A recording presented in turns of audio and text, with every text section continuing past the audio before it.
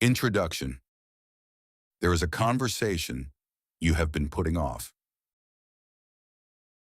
You know the one. It's been sitting in the back of your mind for days, maybe weeks, maybe longer.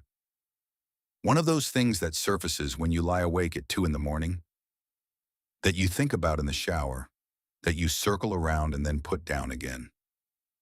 Because the timing isn't right, or you're not sure how to start, or you tell yourself it will probably sort itself out. It won't sort itself out. Things like this rarely do. What sorts itself out, when left alone, is usually the small stuff. The minor misunderstanding, the passing irritation, the logistical wrangle. These things dissolve on their own with a little time and goodwill. What doesn't sort itself out is the real stuff. The unspoken truth that sits between you and another person and slowly changes the quality of everything. The thing you know about yourself, but haven't admitted. The relationship that is slowly drifting because neither person is willing to name what's happening. These things don't dissolve. They accumulate. And what they accumulate into, over months and years of careful avoidance, is distance, resentment, missed opportunities, a life that is a little smaller than it could have been because too many important things were left unsaid. This book is about those conversations, the hard ones, not the dramatic confrontations of movies and television, but the ordinary, everyday courage required to say true things to people who matter, at the risk of discomfort, misunderstanding, or conflict. The goal is not technique. The deeper goal is something more foundational, a shift in how you see the relationship between honesty and care. An understanding that the hard conversation is not the opposite of kindness. Very often, it is the most genuine expression of it. You already know what needs to be said. Let's talk about how to say it.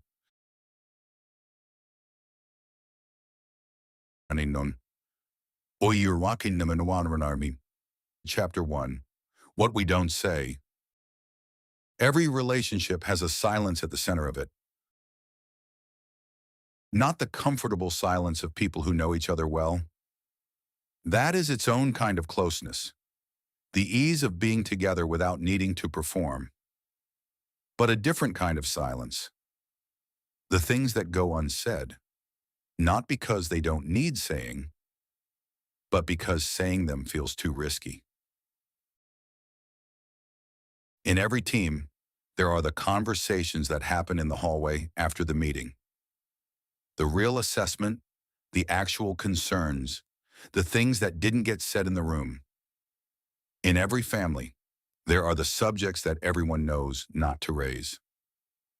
The histories that are too complicated to revisit. The dynamics that have calcified over time because addressing them directly was always too costly. In every long friendship or partnership, there is usually at least one thing, sometimes more, that both people sense but neither has named. These silences are not neutral. They are not simply the absence of conversation. They are active. They shape the relationship from the inside, the way a weight shapes the thing that holds it.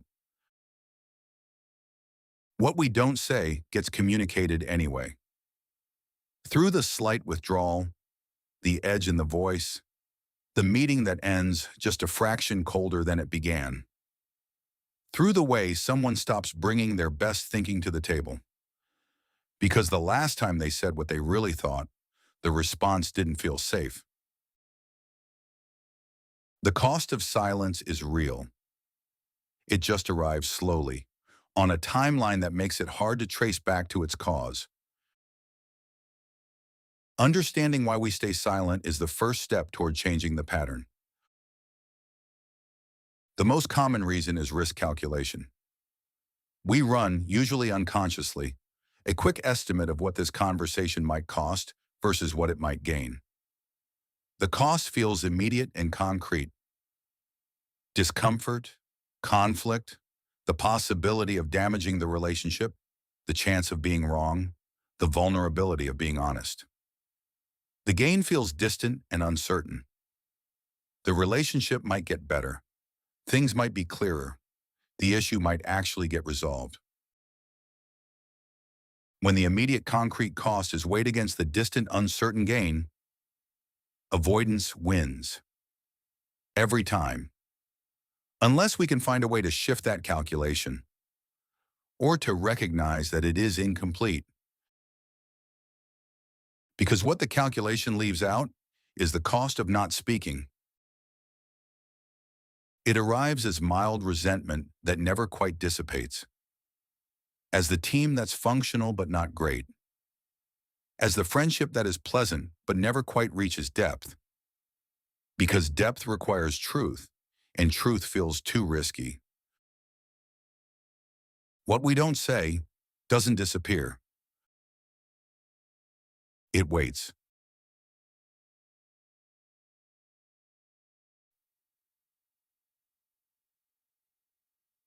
Chapter 2. The stories we tell ourselves. Before a hard conversation can happen, we have to get past the story. Every avoidance has a story attached to it. A narrative, usually constructed quickly and held tightly.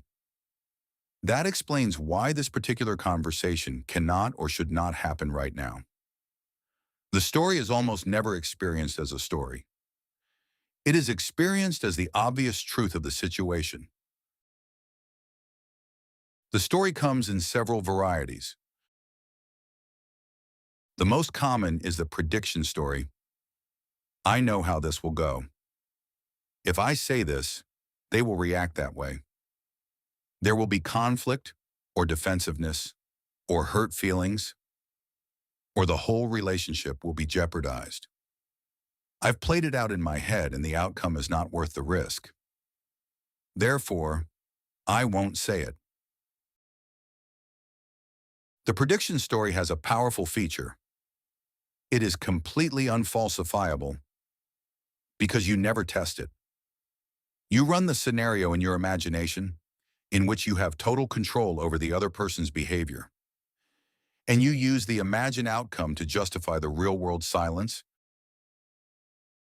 The second variety is the protection story. I'm not saying it to protect them. It would be too much for them to handle. They're already going through something difficult. This isn't the right time, and I care about them too much to make things harder. This story is the most seductive because it has genuine virtue in it. Timing and care are real, but the protection story is often something else in disguise.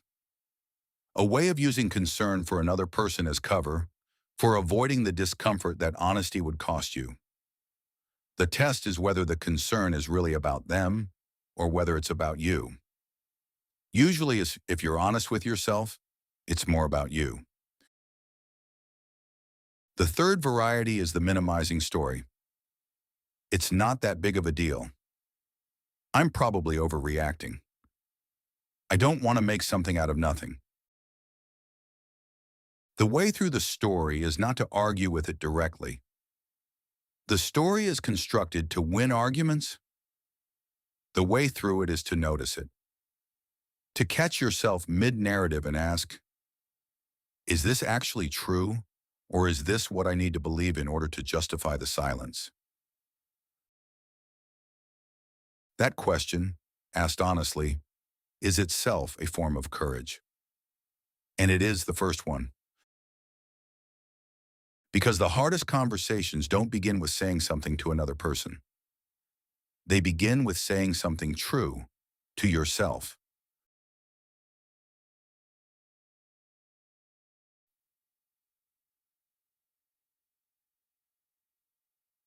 Chapter 3. The body of the thing.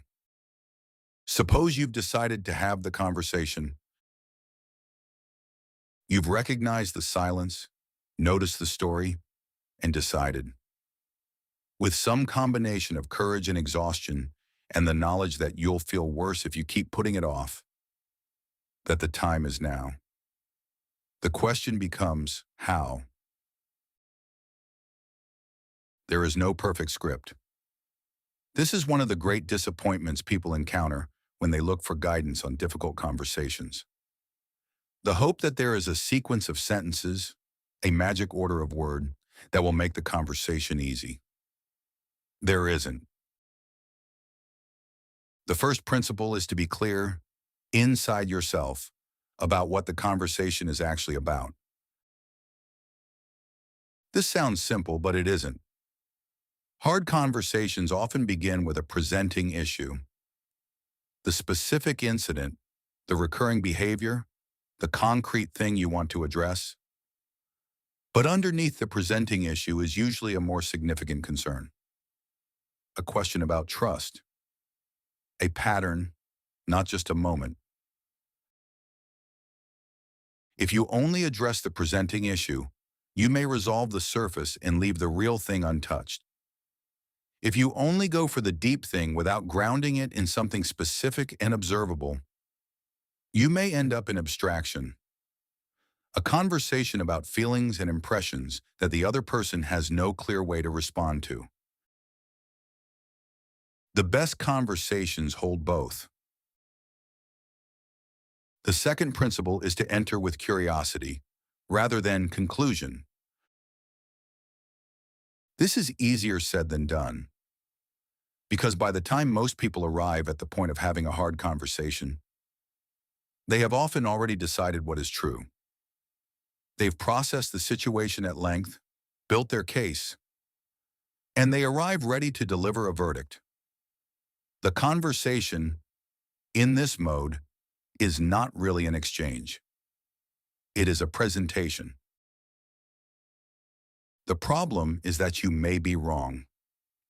Not about the facts as you experience them. Those are real. But about the meaning of those facts, about what was intended, about what the other person was thinking or feeling or trying to do.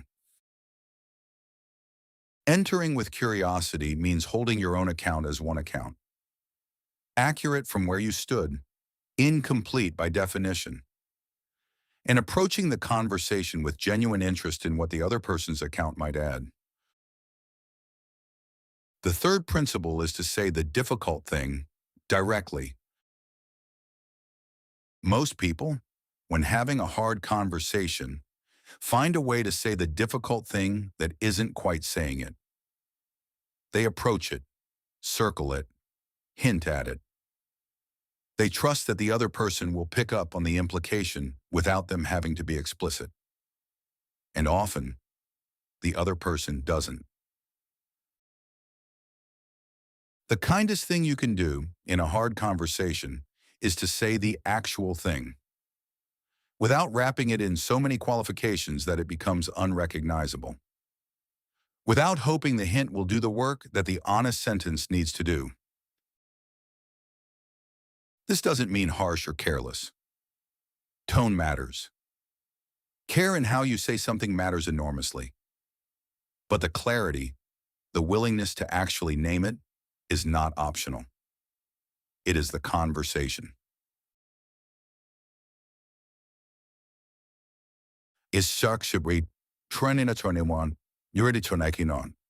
Chapter 4. When you're on the receiving end. So far, this book has been largely about speaking, about finding the courage and the clarity to say what needs to be said. But half of every conversation, often more than half, is listening. And there is a particular kind of listening that hard conversations require. One that is far rarer than the speaking variety of courage, and in some ways more demanding. Receiving hard feedback well is a skill. And it is not a natural one. The natural response to hearing something difficult about yourself, to receiving honest critique, or to being told something you didn't want to know, is self-protection. The mind moves, very quickly and largely automatically, into a defensive posture. It looks for the flaw in the argument. It focuses on the delivery rather than the content. It surfaces reasons why the person delivering the feedback is not qualified to deliver it. All of this happens fast, and most of it happens before the person has even finished speaking. The result is that the feedback, which may be accurate, which may be exactly the thing that would help, which someone gathered their own courage to deliver, lands on a closed surface and slides off. Learning to receive hard conversations well begins with recognizing this automatic closing and choosing to stay open a little longer. The practice is physical as much as intellectual. Notice when your body tightens. Notice when your breath shortens, when your jaw sets, when you feel the pull toward interruption or explanation. These are the signals that the defensive posture has activated. You don't need to eradicate it, but you can notice it and choose not to act from it, at least not immediately. There is a question worth sitting with when you're on the receiving end of something hard. What if this is true? Not, is this fair? Not, is this kindly delivered? Not, does this person have the standing to say it? Those questions have their place, but they are the wrong first question. The right first question is, what if this is true? What would I need to look at? What would it mean for how I see the situation or myself? People who are genuinely open to hard feedback are rare. They become, over time, people who grow faster and see more clearly than those who aren't. Not because they accept everything, but because they don't reflexively reject it. Because they've developed the capacity to hear something difficult and to genuinely ask, what if this is true? That capacity is built one hard conversation at a time.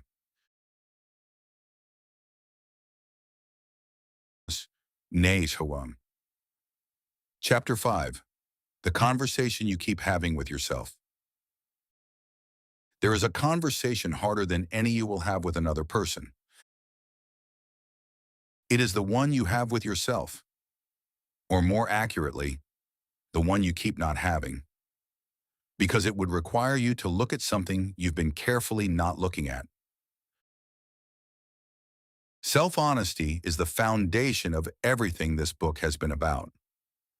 The courage to speak truthfully to others is only possible when you have first done the work of speaking truthfully to yourself. What does the inner conversation that goes unsaid look like? It looks like knowing that a decision you made was the wrong one, and not quite admitting it to yourself.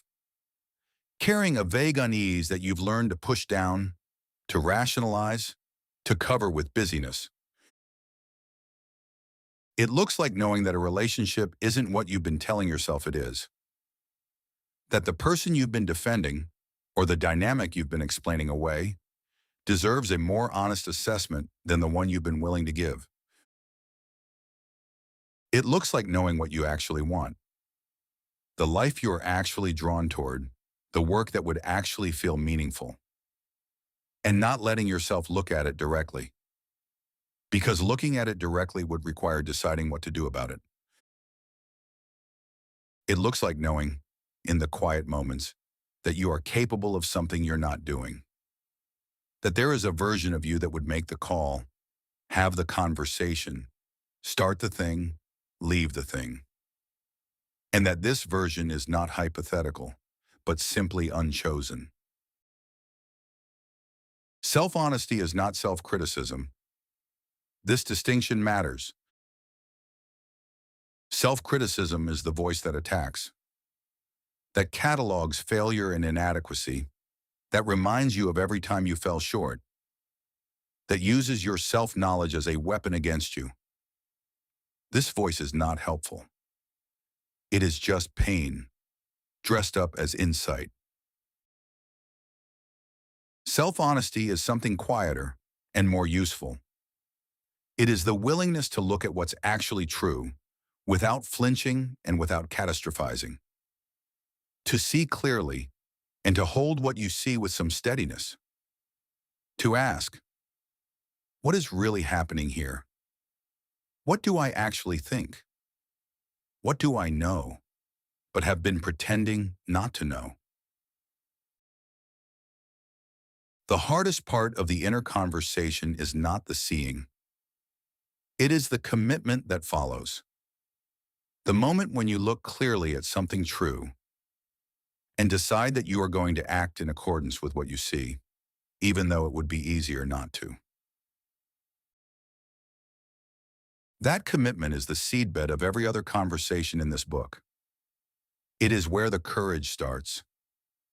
Not in the words you say to another person, but in the honesty you choose with yourself, in the quiet, before anyone else is listening.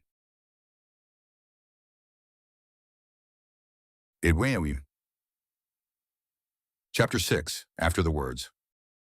Suppose you had the conversation. Suppose you named the thing, said the actual sentence, did the hard and necessary work of being honest. What comes next? The answer depends on how it went. And how it went depends, in part, on what you were hoping for. One of the most important shifts you can make going into a hard conversation is the shift from hoping for a specific outcome to hoping for honesty and connection. These are different things.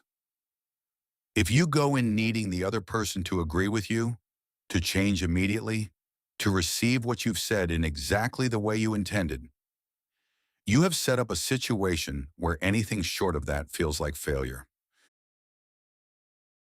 But most real conversations are messier than that. The other person is also a full human being with their own history, their own story, their own defensive posture. They may not respond well. They may need time to process.